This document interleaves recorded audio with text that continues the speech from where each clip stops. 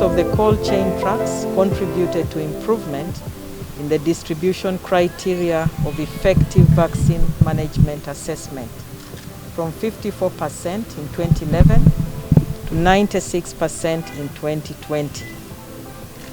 Whereas the Central Vaccine Store received additional refrigerated trucks procured using funds from the GAVI Health System Strengthening Grant 1, gradual annual increases in the volumes of vaccines, including the COVID-19, have resulted in increased volumes per district delivery circle.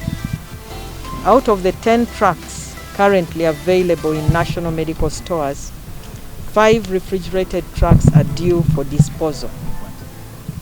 And yet, there is need to ensure optimal routing to cover the entire 136 district vaccine stores within a period of 10 days. It was on this background that the Ministry of Health, UNEP, with support from GAVI under the Health System Strengthening Grant 2, received support to acquire 5 refrigerated trucks to support distribution of vaccines across the country.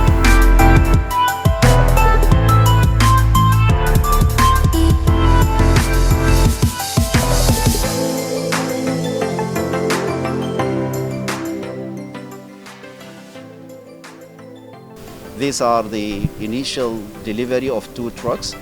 3 more trucks will be arriving hopefully by September.